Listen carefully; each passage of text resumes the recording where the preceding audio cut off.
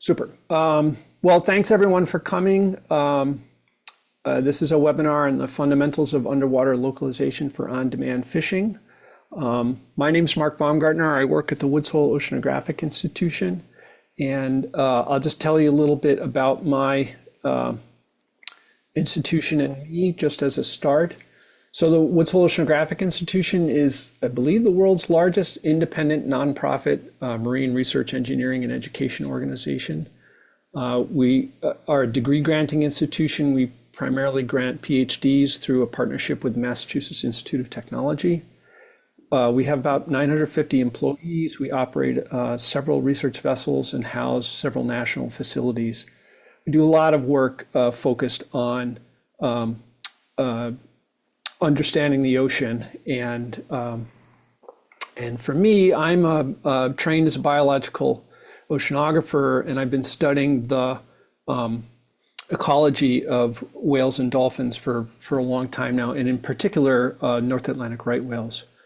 So I'm in this space partly because I have a fair bit of experience localizing things in the ocean, sometimes whales and sometimes instrumentation. So for example, that's a picture of me attaching a tag to a humpback whale, and we used a high frequency acoustic transmitter on that tag and a long baseline array of acoustic receivers to track the movements of the whale in 3 dimensions. The application on the far right is one where we were doing passive acoustic recordings from autonomous underwater vehicles called Slocum gliders. And this is an example of doing time difference of arrival localization of, in this case, sei whale calls. Those same calls were detected on 3 different gliders 6, 7, and 8. And we're actually able to use this data to demonstrate that those sei whale doublets, the 2 calls that we often hear associated with sei whales, are actually produced by the same whale because we could localize them close to one another.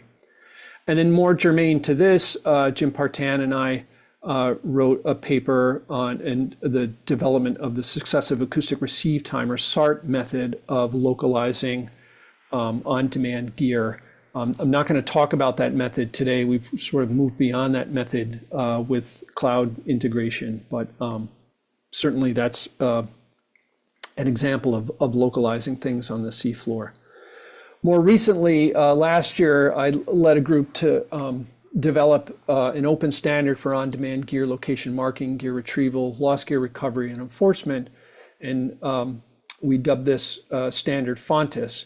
And in FONTIS, there's provisions for doing both surface GPS marking as well as underwater localization of gear. And if you want more information about that, Appendix B in that FONTIS document sort of goes into the gory detail about how that's done. I'm going to tell you today how that's done, how we do underwater localization. But first, why? Why do we even need to know where on-demand gear is located? And not in a word, but in 2 words, it's gear conflict. So traditionally, fished gear has end lines attached to the terminal traps in a trawl, and at the top of the end lines are buoys, and buoys are used as markers, as estimates, to help fishermen estimate where gear is on the sea floor. And of course, with on-demand fishing, we're removing the end line and the buoy, so we no longer have a marker. And so this becomes a real problem for fishermen trying to lay their gear, or mobile fishermen trying to go through a field of fixed fishing gear. And the Atlantic large whale take reduction team sort of contemplated ropeless a long time ago, back in the late 2000s, and NIMS came up with sort of a concept paper about it, and they said this about ropeless fishing at the time. They said problems with gear conflicts are the main reason why buoy lineless fisheries, or on-demand fisheries, are not being conducted on a broad-scale basis. Any unmarked fixed gear would be susceptible to being towed through by mobile gear fisheries or set over by other fixed gear. Therefore, in order to encourage buoy lineless fishery operations, gear conflicts would need to be addressed. That was true in 2010, and I would argue that it's still true today. There is progress on gear location marking in the sense that Earth Ranger is sharing surface GPS marked positions with other users. But that's just a start. There are cases where surface GPS marking won't be sufficient. So and underwater localization will be required. So how are we going to do that? There's still this tremendous need because of tackling gear conflict. So just some definitions, at least in my brain. I think of gear localization as not exactly the same thing as gear location marking. Gear localization is determining the location of gear on the seafloor. We have many ways to do this. Some take a lot of time, some take not a lot of time. What's important is that gear location marking is different. It incorporates gear localization in that we're trying to determine the location of gear on the seafloor, but in a way that minimizes the impact of that localization process on fishing operations. If it takes you 10 minutes to localize your gear, no fisherman is going to be interested in using that because they want to move on to the next trawl and not be localizing their gear. Gear location marking system also has to make gear location information available to other fishers and enforcement to avoid gear conflict, but also to allow enforcement to locate and inspect gear. And we'll talk about both of these things today. So currently, sort of in the on-demand space, there are three methods of gear localization that we talk about. The first is surface GPS marking, which just records the location of the vessel when gear goes overboard. And that location is used as kind of an estimate of where the gear is on the sea floor. It's very simple. It uses a GPS, requires only a GPS. The second method of gear localization is called ranging. And it determines the position of an acoustic device that's attached to gear on the sea floor. It also uses a GPS, but you need a ship-mounted transducer and an acoustic device on the gear. Directional ranging also tries to determine the position of an acoustic device attached to gear on the sea floor. It also uses a GPS and a ship-mounted transducer, but adds a directional acoustic receiver such as a USBL. And I'll talk about what a USBL is in a little bit. And also requires acoustic device on the gear. We have these three systems because they provide different accuracies. Surface GPS marking is by and large has low accuracy, but it's likely that it's adequate for a lot of fisheries where the fishermen just don't fish close to one another, what I would term a low density fishery. As you get into higher density fisheries, you might need more accuracy than surface GPS marking will allow, in which case you might go to an underwater localization technique like ranging or directional ranging. And ranging has good accuracy most of the time, and directional ranging has good accuracy all of the time. And I'll describe at the very end of the talk what I mean by most of the time and all of the time. Okay, so the purpose of this talk is to help you understand ranging and directional ranging. So we'll go through each of those methods in detail so you understand how they're actually done. So we'll start with ranging first, but a caveat or a kind of a trigger warning for those of you that have math anxiety, that I am going to show you equations, but I'm also going to show you sort of pictures that describe what's going on in those equations. So I took a lot of math classes in college, and I think for 20 years after college, I used to have nightmares about the upper level math classes that I had. I completely understand math anxiety. So if you see equations and you start to sweat, don't worry, just look at the pictures.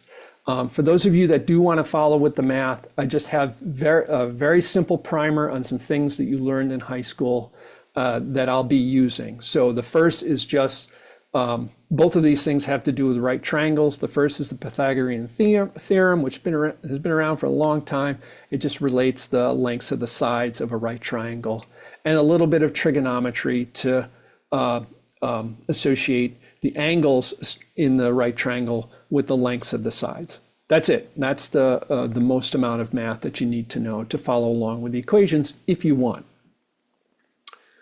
Okay, both ranging and directional ranging make use of something called travel times. And to jump ahead, the travel time is just the time it takes sound to go from the ship to the acoustic device on the seafloor and back to the ship. I'm just going to take a step back and sort of use an analogy to help you understand travel time in a way that sort of makes sense to me. So travel time literally is the time it takes something to travel. So let's say, for instance, I had a friend and I wanted that friend to help me measure the distance to the nearest, let's say, Dunkin' Donuts. My apologies to those of you in Canada. You can just insert Tim Hortons whenever I say Dunkin' Donuts. So I want to know how far away is Dunkin' Donuts. So I could say to my friend, could you walk to Dunkin' Donuts? And let's say just walk in a straight line till you get to a Dunkin' Donuts, and then turn around and come back. So my friend, and what I'm going to do is when my friend leaves, I'm going to start a stopwatch, and when my friend gets back, I'm going to stop a stopwatch. I'm going to measure the elapsed time. And so my friend walks to Dunkin' Donuts, walks back. I measure what's called the two-way travel time. And if I know exactly the speed at which my friend walked, I could measure the distance between me and Dunkin' Donuts. So for instance, my friend walks at 4 miles an hour and he's gone for an hour, then I know that the Dunkin' Donuts is 2 miles away. It took him a half hour to walk the 2 miles to Dunkin' Donuts, and then a half hour to walk the 2 miles back from the Dunkin' Donuts. That time going there and back is called the two-way travel time. We just divide that by 2, we get the one-way travel time. How much time did it take my friend to walk from me to Dunkin' Donuts? And from here on out, I'm going to call the one-way travel time just T. So the speed times the one-way travel time gives me the distance. Now let's say I don't just want to know how far it is to Dunkin' Donuts, but I want to know where Dunkin' Donuts is. So I'm going to set up this sort of Cartesian, what we call in math, a Cartesian coordinate system. You could do the same thing with graph paper if you want. It's just a map. We're looking at a map, and I'm on here, and the target, which in this case is Dunkin' Donuts, and I can have my friend walk to Dunkin' Donuts and then walk back. And so we've already seen this equation, speed times the one-way travel time. But I can also express that distance using the Pythagorean theorem with this equation. And then I can make those two things equal so that I'm relating the position of the Dunkin' Donuts, little x and little y, in sort of in terms of how far away it is. So that's speed times one-way travel time. Right, one-way travel time. Okay, that equation, I'll just square each side so we have a nice clean equation without that pesky square root symbol in there. That equation, which I've just rewritten here, happens to be the equation for a circle. And what that means is we can just measure where I am in that space, big X and big Y, measure the travel time that my friend did here and back to Dunkin' Donuts. And then I can say, I don't know where Dunkin' Donuts is, but I know Dunkin' Donuts is somewhere on this circle. So there's an infinite number of solutions for X and Y, and they're arranged on this circle. So the trick that we're going to use, and this is the kind of the only trick and the most important trick, is to know where Dunkin' Donuts is to solve for X and Y. All I'm going to do is move, and then I'm going to ask my friend to go to Dunkin' Donuts and come back again. So I'm making another set of measurements in a new location. I'm now in X2, Y2, and I've measured a new travel time, T2.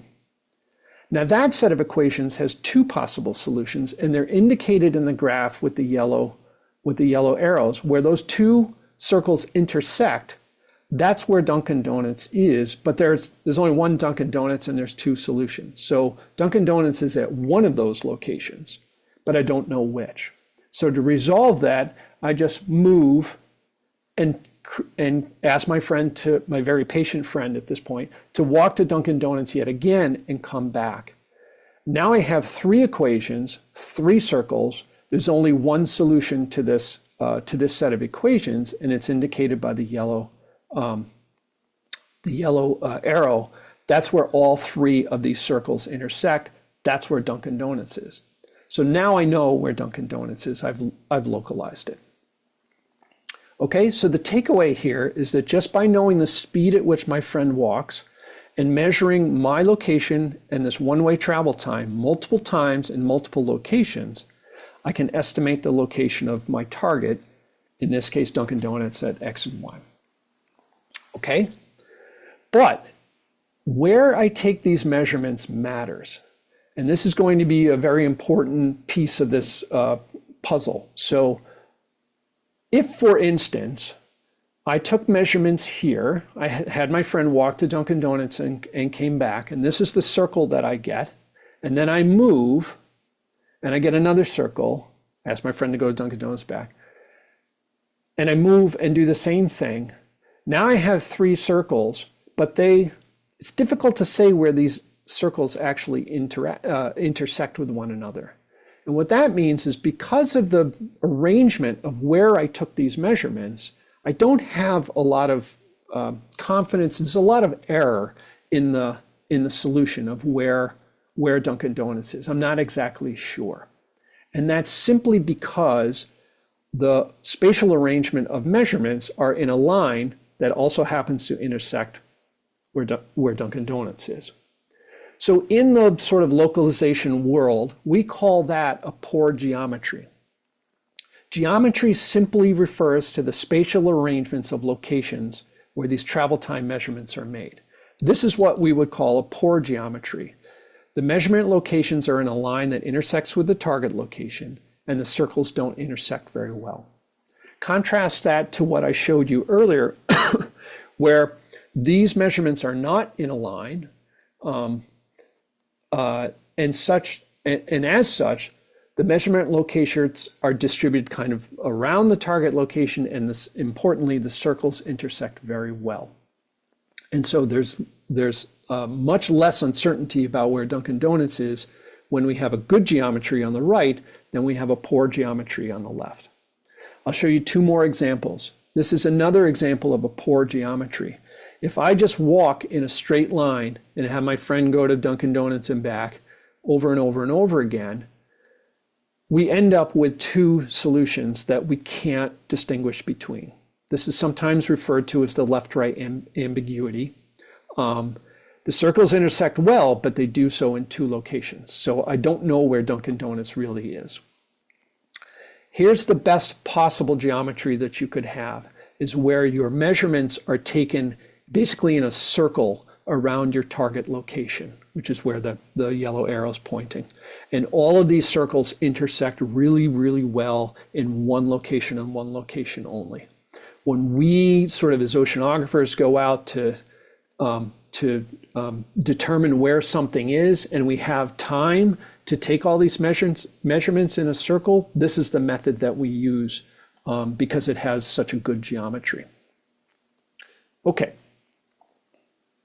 So I'm going to revise the takeaway that I just talked about. So by knowing the speed in which my friend walks and measuring my location and the one-way travel time multiple times in multiple locations with good geometry, you can estimate the location of your target.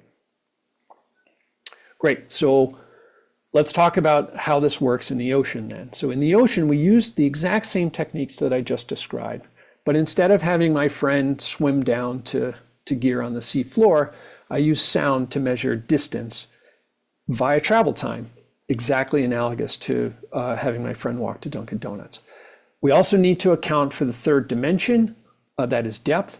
And unfortunately, we don't know the speed at which sound travels through the ocean very accurately. We know it sort of generally, but we don't know it exactly in the moment that we're making our measurements. And that becomes a challenge that we have to overcome.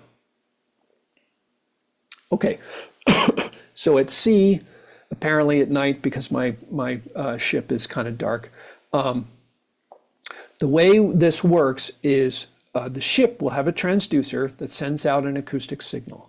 That acoustic signal will sort of travel down to the device attached in the lower right-hand corner on a very large trap, and that's the terminal end of a trawl. So that sound will travel down this line that's labeled slant range to the acoustic device there. As soon as the acoustic device receives that, it will respond back, and that sound will travel back up the line that's labeled slant range to the ship's transducer, exactly the way my friend walked to Dunkin' Donuts and back. At the ship, we're using a stopwatch to measure the elapsed time between the ship sending the acoustic signal and the ship receiving the response from the device on the seafloor. That's our two-way travel time. We just divide that by 2, we have a one-way travel time, and if we know the speed of sound in water, we can actually measure the distance between the transducer and the device on the seafloor, which we refer to as the slant range. Okay, so let's use that to actually do underwater localization. So the equation that I'm showing now is the equation now with depth incorporated into it. It looks very similar to the one I was using before, but now we have these z's involved. That turns out to be the equation for a sphere.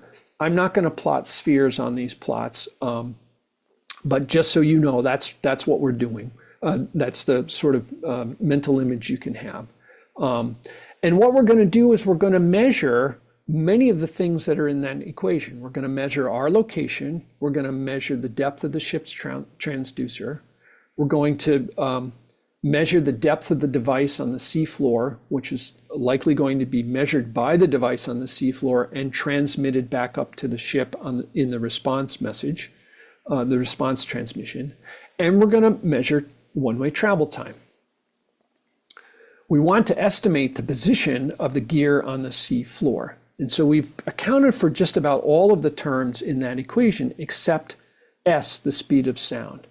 We don't know that accurately, and we tend not to measure it in the ocean. It would take a lot of work for a fisherman to constantly be measuring sound speed. So what we're going to do to account for that is we're just going to take more measurements. And with more measurements, we can not only estimate the location of the device, but we can actually estimate the speed of sound. And we'll use that estimate as sort of a sanity check. Is the speed of sound kind of close to what we would expect it to be? And if it is, then we're more confident that our position estimate is probably good.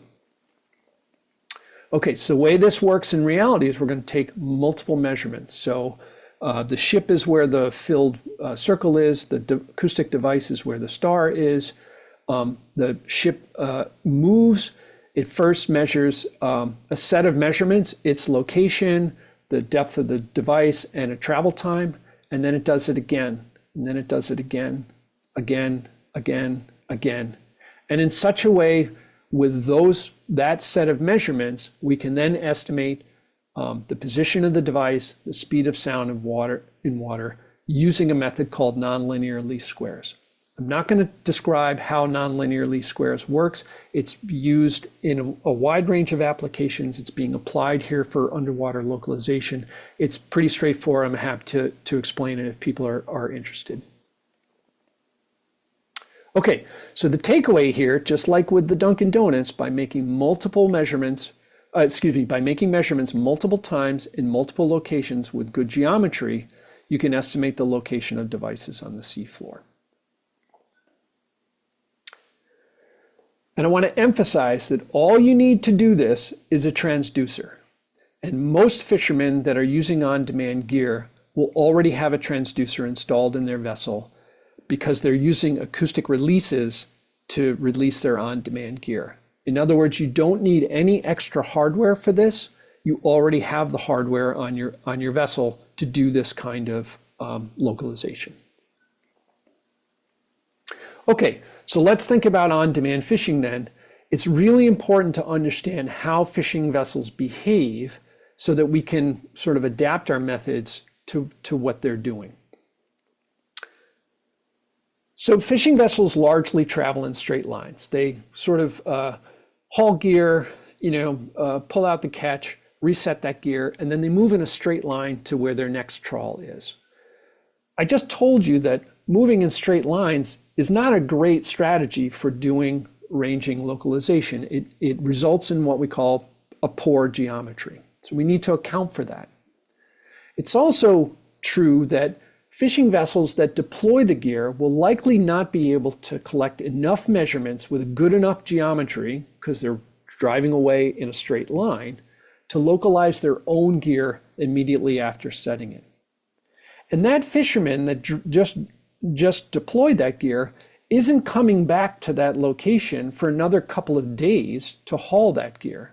So in between that time, you basically have an imperfect localization. You have data on where that gear is, but it's because it's a poor geometry, it's not a good representation of where that gear really is. In fact, the surface GPS marking position might be a better representation of where that gear is.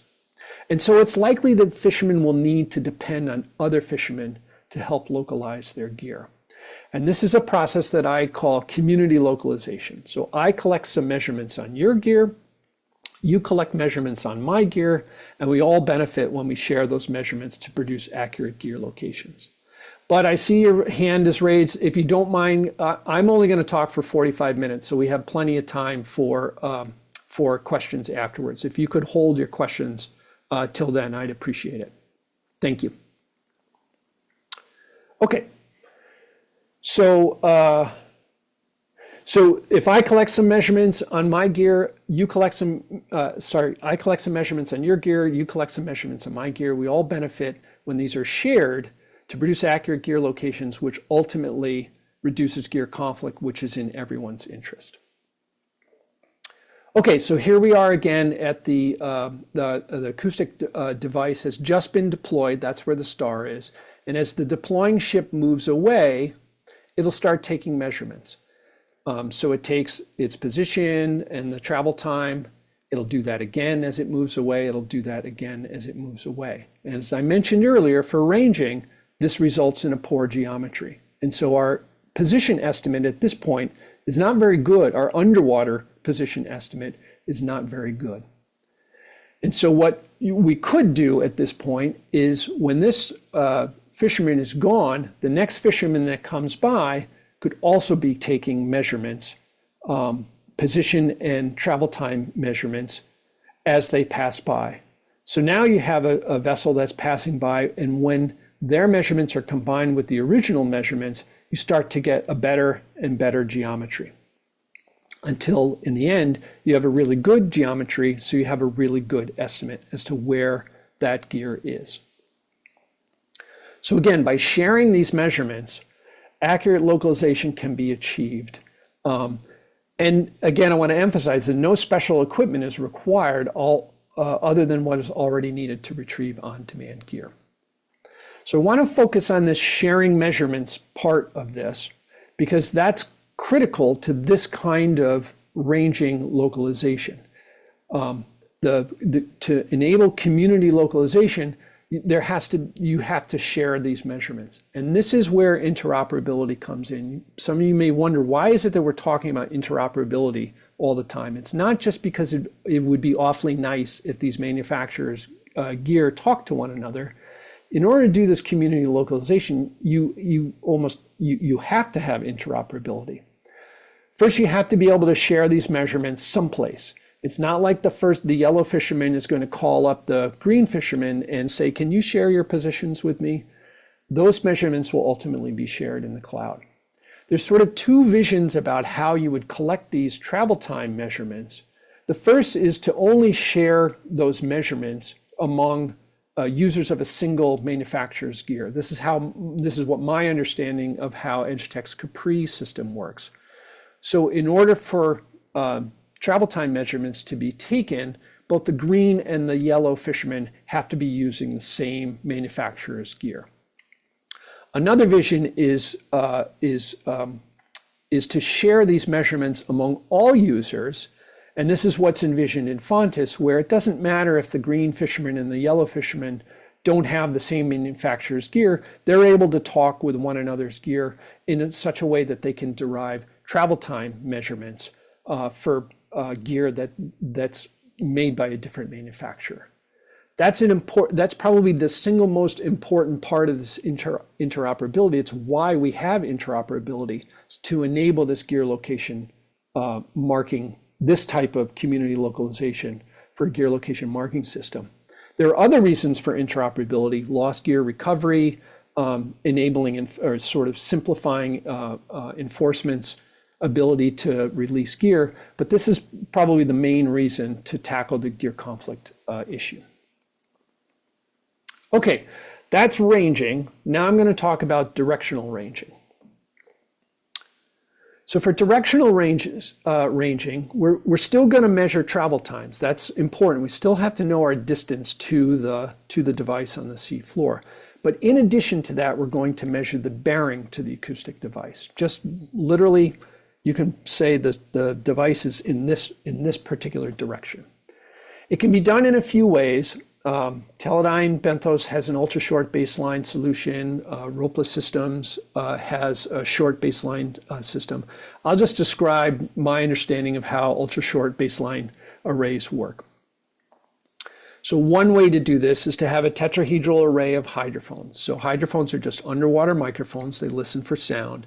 There's the four white spheres you can imagine are hydrophones, and they're separated by just a few centimeters. And this is what the ultra short in ultra short baseline refers to, is the fact that the hydrophones are close, very close to one another. I described a case where we did time difference of arrival, localization of sei whales from passive acoustic recorders that were separated by many kilometers. That's a long baseline array. Baseline just refers to the distance between the receivers. So that's a long baseline array. This is a really, really short one because the hydrophones are only separated by a few centimeters.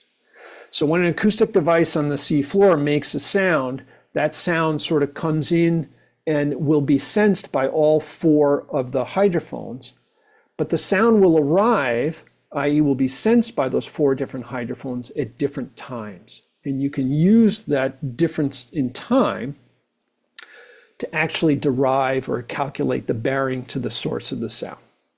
Okay, so that's, again, all a USBL does is it points a finger and says, this is where the sound is coming from. So let's go back to our Dunkin' Donuts example. So there's me, there's Dunkin' Donuts, and I'm gonna have my friend walk to Dunkin' Donuts so that we can derive D, the distance. So I know how fast my friend walks. I have the one-way travel time. I can calculate the distance. But when my friend gets back, my friend says to me, from your position, Dunkin' Donuts is 45 degrees true. Now I have everything I need to calculate exactly where Dunkin' Donuts is using just simple trigonometry. So by knowing the travel time and the bearing, I can come up with an estimate for where Dunkin' Donuts is. So let's translate that into the ocean. Same idea. We have an acoustic device on the seafloor. We have the ship's transducer. We can calculate the slant range. We can calculate the distance between the ship's transducer and the acoustic device on the gear. That's the slant range. And then we can calculate the actual range to the position. And then we can use the bearing in exactly the same way, just applying Pythagorean theorem and the trigonometry to come up with equations to just simply derive the position of the gear on the seafloor in one acoustic transmission. So again, if you know speed of sound and you measure the one-way travel time, device depth, and bearing very accurately, you can estimate the position of the gear with a single acoustic transmission. However, as I mentioned before, we don't know the speed of sound very accurately, and bearing measurements can have moderate error in them, depending on the design and calibration, and can be up to several degrees. And the bearing measurement requires additional hardware. As I mentioned, you require something like a USBL, and that comes at additional cost.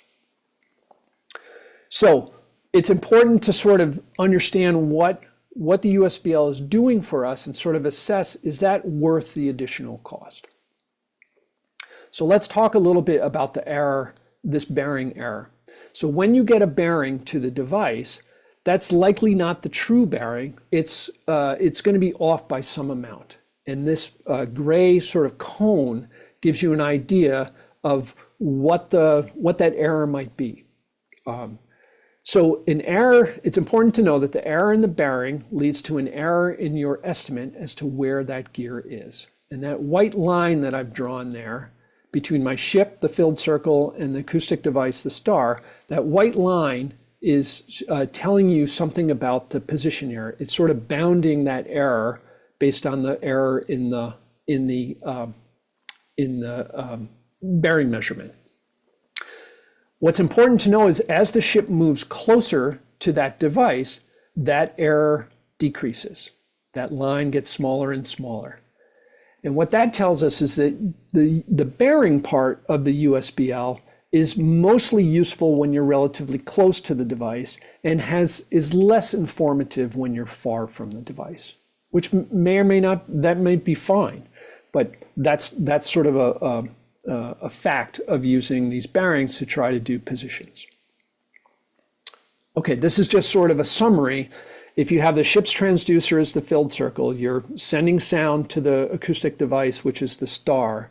Sort of in this conception, the left-right or the east-west error comes from the uncertainty in the bearing, or the error in the bearing. And the north-south or up-down error in your position is derived from your uncertainty in travel time, speed of sound, and the depth of the device. So localization with one acoustic transmission is absolutely possible, but you need to assess if the position accuracy, you need to assess whether the position accuracy sort of matches what the gear density of your particular fishery is. If you're in a high density area and these errors are also large, they may exceed what you want for that, to minimize gear conflict in that area. I will say though, however, using US bearing, we can improve on position accuracy in the same way we did with ranging by taking multiple measurements. And I'm going to show you now how that can be done. So imagine again, you have an acoustic device, this star. I've just deployed it and I'm steaming away from it. So I'm going to take a set of measurements. In this case, the measurements are exactly the same as before: the position of the ship, the position of the transducer, the depth of the device, the travel time, but now I'm adding bearing in. And I'm going to represent bearing here as that yellow line. So it's pointing towards the acoustic device on the seafloor, but it's not exactly on top of it. Like, it's not exactly right, and that's because it has some error in it, okay? As I continue to steam away, I'll take more and more measurements. At this point, I have, as I did with ranging, I have a relatively poor geometry. The USBL helps a little bit in the localization process, but not as much as you would want, because as you get farther and farther away, that bearing error becomes bigger and bigger, meaning those bearing estimates as you get farther and farther away get less and less informative. They don't help you really understand where the device is. But in the same way that we did with ranging, you could have it such that other vessels can also collect measurements, travel time, and bearing as they move past the device. And you can improve your geometry, and you can do a really good job with underwater localization. So again, by sharing measurements, more accurate localization can be achieved than just with a single acoustic transmission. Okay, but you might be wondering, this looks an awful lot like ranging. So, because I could get a decent position out of just using ranging. So what is it that directional ranging is doing to help improve accuracy? Or another way to think about it is, how does one justify the additional costs of measuring bearing? So we tackled this in the Fontes standard document. And again, if you read Appendix B, there's a ton of simulations done in there to try to assess exactly this question. How good an accuracy can we get with ranging? And how good an accuracy can we get with directional ranging? And where is directional ranging sort of a good place, where would it be justified to use it? So I'm going to spend some time on this figure. So just give me a few minutes to explain it. So on the y-axis, we have positional error. That's going to be accounting for all kinds of errors: bearing error, travel time errors, uncertainty in the speed of sound, uncertainty in the location of ships from GPSs. I'm going to sort of account for all those errors in a simulation and say, how inaccurate or how much positional error do I get from a particular way of doing my localization with a particular geometry of measurements. So on the x-axis, as you'll see in a second, what's varying here is the geometry, from poor geometry to good geometry, and back to poor geometry. So the dotted line indicates just 8 meters. 8 meters is about 25 feet, which is what we heard fishermen say is sort of the extreme for a high density fishery. This is how close fishermen would try to fish next to one another in a high density fishery. So what we were doing is saying, where is it that we can get the positional accuracy or the positional error below this threshold of 8 meters or 25 feet, meaning this would be an appropriate localization method for a high density fishery. Okay, so I'll just give you an example at this 90-degree mark. So what does that 90 degree even mean? I'll describe that in just a second. The worst case scenario for on-demand fishing is I drop gear on the seafloor, I move away, I'm the yellow fisherman, I'm the deploying vessel, and I take some measurements. The worst case scenario is the very next fisherman to come on scene intends to put their gear exactly where my gear is. So as they're approaching, there's going to be a gear conflict issue. And our goal is to try to get that fisherman an accurate location of where my gear is before he or she actually ends up at the star, at my location. So can we give that fisherman a position estimate that has error less than 8 meters before they actually get to that location? So we have a fisherman approaching, the green fisherman, the green vessel, taking measurements, and can we get that fisherman with those measurements that they're taking an accurate enough estimate of where my gear is before they show up, to avoid gear conflict, to avoid that fisherman laying over my gear. Okay, that's the nightmare scenario, and this is an assessment of how well we can do in that nightmare scenario. So in this example, the approaching fisherman is coming in at a 90-degree angle relative to the trajectory that I used when I left the area and took my measurements. Contrast that to this circumstance where the fisherman that's approaching is coming on exactly the same trajectory, or 180 degrees out from the trajectory that I used when I left. So on the left is what we would refer to as a really good geometry, and on the right is what we would refer to as a poor geometry. And I'm just measuring the angle of the trajectories, and that's what all these bars are in this graph. So for each bar, there's a different geometry. And in fact, we can just put in what those geometries are. On the left, 0 degrees is poor geometry, 90 degrees is good, 180 is poor, 270 is good, 360 is poor. Okay. So we can see as the geometry changes, the ranging localization starts to have problems in poor geometry and does well in good geometry. And that's what the takeaway from this graph is. The ranging localization method has larger error when the geometry is poor than when the geometry is good. That should be no surprise to you, because I already told you that a half hour ago when we were looking at the circles and trying to go to Dunkin' Donuts. If the geometry is poor, you just don't get a very good solution. And that's why I'm showing this here in simulation form. Okay. So if fishermen only ever approached gear on a 90-degree trajectory from the vessel that deployed it, we'd be fine. But of course, that there's no guarantee of that ever. Fishermen come at gear from all different directions. So this is where the USBL or the directional ranging can potentially come in. So here's the exact same figure with the exact same methods, only now the departing vessel, the deploying vessel, has a USBL on it. Okay, the approaching ship doesn't have a USBL on it. It could have a USBL on it, but it'll make no difference here. What's important is that the departing ship has a USBL, the deploying ship has a USBL system on it. So here's the case for good geometry. The deploying ship has bearing measurements, the approaching ship doesn't. Here's what a poor geometry for ranging would be.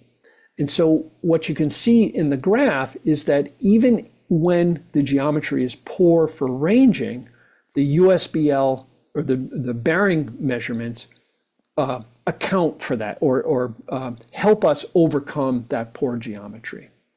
So the takeaway is that directional ranging has small error when the geometry is poor. And then here's the two together. And what you can see, one of the things you can see clearly is that for ranging, poor geometry is a problem.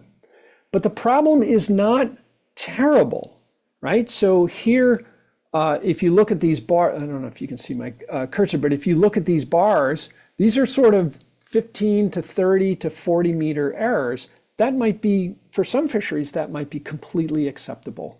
That fishermen don't fish that close to one another, and that's fine. The other thing to notice is that for ranging, when the geometry is good, ranging and directional ranging are pretty much the same. The errors are pretty much, they're both low and they're pretty much the same. Okay, so conclusions about directional ranging: improves accuracy when the geometry is poor, and that is particularly true if the deploying vessel uses USBL. And what's neat about this is that in certain circumstances, it may be in the fisherman's best interest, in their own best interest, to incorporate a USBL to try to improve gear locations for the accuracy of gear locations for their own gear to prevent other people from laying over their gear. I would argue that this analysis suggests that likely directional ranging really is only needed in the highest density fixed fisheries. It does improve accuracy, but we need to be careful about where that accuracy, really high accuracy is needed. Elsewhere, probably ranging alone is sufficient.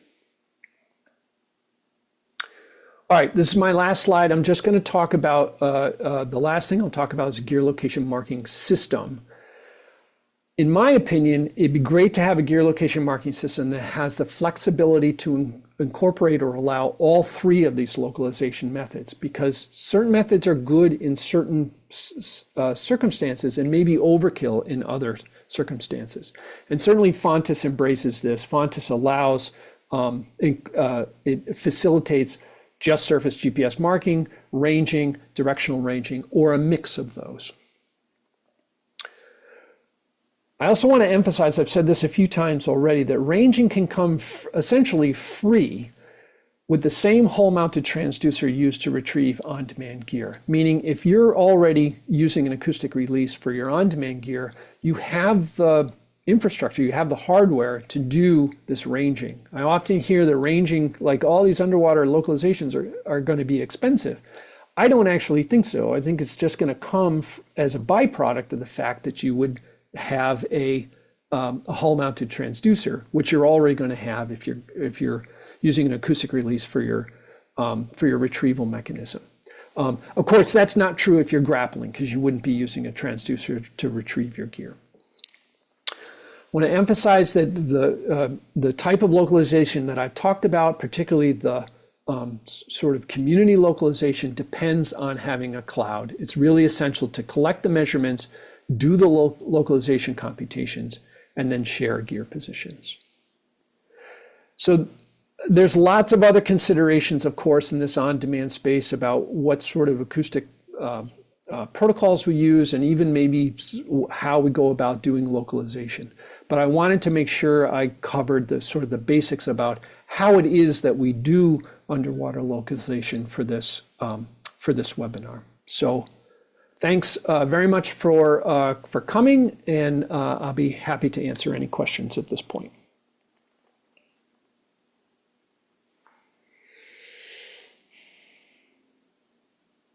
And I think if you raise your hand, yep, okay, Bud, why don't you go ahead? Yeah, thanks, Mark. Nice presentation.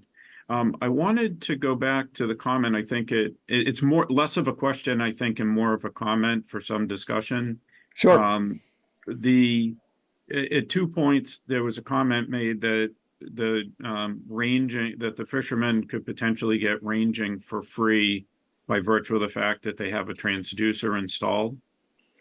And yep. And I think I think it's accurate that they need the transducer, but it's not accurate in the sense that you just having the transducer is necessary but not sufficient. Correct. Having the transducer is necessary, but you also need a transceiver on the vessel to initiate the downlink, and you have to have a transponder on the seafloor to reply and control that timing accurately to be able to measure the range. And as a specific example, the first system that we had for recovery wasn't capable of measuring range. You had a transducer on the vessel, and you had an acoustic receiver on the seafloor, and we would send an acoustic signal to effect release, and the system would come up, but you didn't get ranging. Correct. And so it wasn't until later, and based on feedback, that we need to get ranging, that the transducer that was there to do the release was modified with a transceiver and a transponder to be able to do the ranging, and then ultimately the directional ranging. I completely agree with you, Bud. What I was trying to emphasize is that there is, you're describing like some back-end things that need to happen. Yes, it's very true that the systems that exist today would not be capable of doing what I described. But they can be made capable of doing that. Like for right now, none of the systems do any of the localization processes that I talked about in terms of community localization. But that's a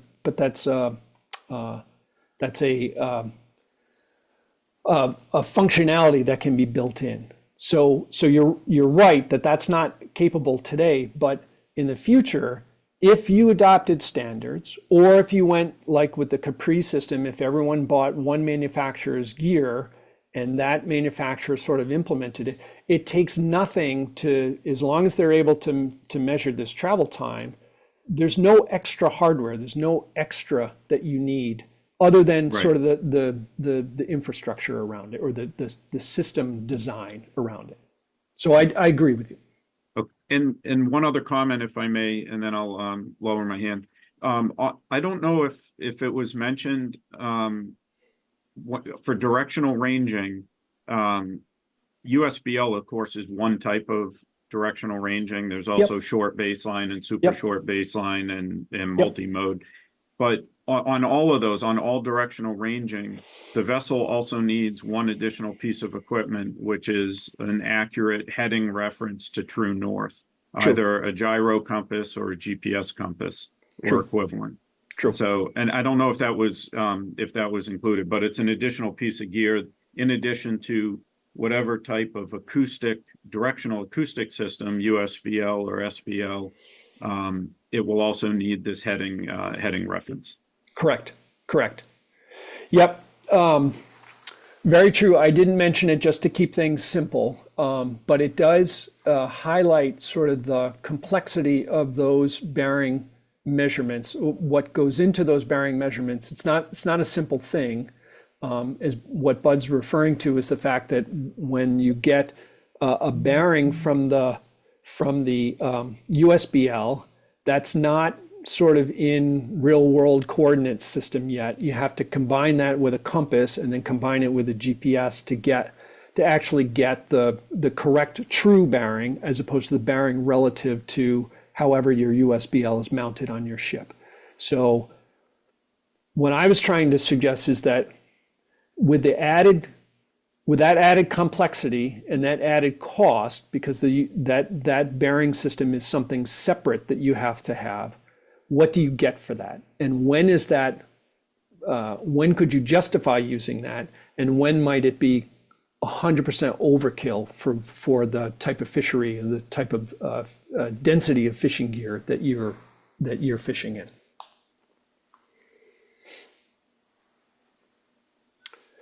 Any other questions?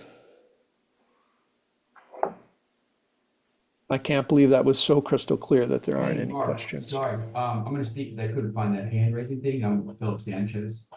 Hi, Philip. Go ahead.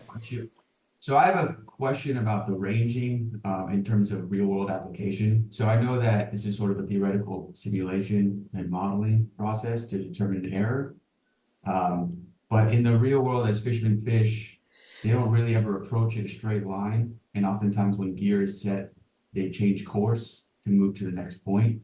Yep. And so with that taken in mind, and the fact that likely many hundreds, potentially data points will be taken as a vessel approaches an individual unit. I don't know what the distance of communication is between the transducer and the receiver, but I imagine that it's quite a distance. And if you're taking points every second, every half a second, something like that, that you can get really high resolution of location. Has there been any simulations to determine what the actual error is for vessels that are not coming in on straight lines in order to determine if the ultra short baseline is necessary? Because if something is not coming in a straight line or never does come in a straight line, something coming in at directly 180 degrees or directly 0 degrees is, I feel like the likelihood would be negligible. And so therefore, with many data points at different angles, what would be the likelihood of any of these specific scenarios occurring where the range wouldn't give you a good enough error? Yeah, that's exactly what this figure is trying to get at. So this is the scenario for 90 degrees. But if this ship came in on a trajectory that was a little more shallow, this is the result you would get, 80 degrees, and a little shallower, 70, a little shallower, and so on. And so this analysis kind of tries to contemplate all that the ship could be coming in at all directions, in any direction. And so what this says to me is that if we're using this 8 meters or this 25 feet just as a criterion, then ranging does pretty good for most angles of approach, except for right at 180 or 0, right? It's pretty flat in here. There's good low errors all the way down to like 20 degrees off, which would be someone coming in, from a really close angle to the deploying ship. And so that to me suggests that ranging is good, except for these kind of really these weird end cases. And then we all have to ask ourselves, well, how often does that happen? Probably not a lot, as you're suggesting. But we also have to think about what's the consequences if someone does. So it might be a rare event, but what's the consequences of that? Does that mean that you're going to get tangled up with someone? A lot of fishermen say, well, we get tangled up already, so we deal with that. So maybe this happens infrequently enough that you're like, well, if we get tangled up, we get tangled up, as long as it doesn't happen all the time. And so then maybe ranging is fine. But maybe if you're the one that's getting tangled up all the time, like all the fishermen in your area are just using transducers, they're not using USBLs, and you find yourself, someone's always conflicting with you, you might say, well, maybe I'll spend the extra money and get a USBL, and that will improve position estimates for my gear. And so my gear will be more accurately positioned than anyone else, and that'll help other fishermen know exactly where my gear is. And then it becomes like a business decision. Like, how much time do I spend untangling my gear versus what's the investment in a USBL? And maybe that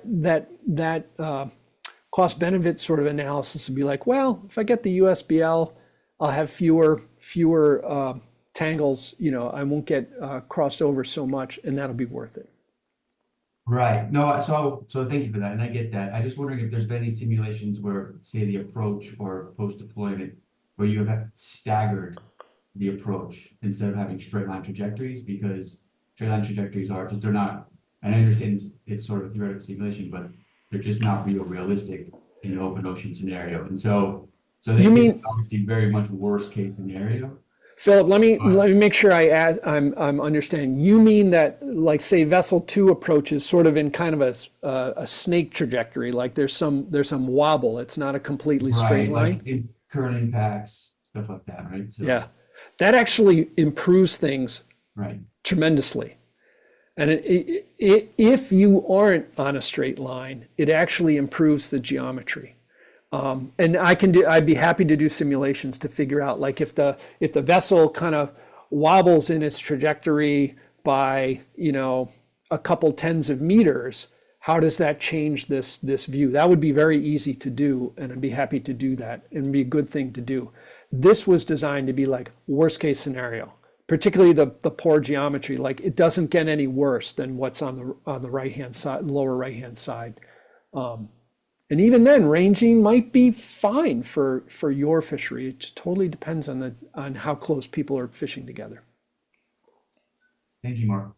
Yeah, my pleasure. We're at 11 o'clock, so I think perhaps we should cut it off there. But once again, I want to thank you all for attending. I'm going to, we've recorded this, and so it's going to be up on the Ropeless Consortium website. And so if you have folks that want to view this, we'll get this up shortly. So appreciate you all coming. Thank you.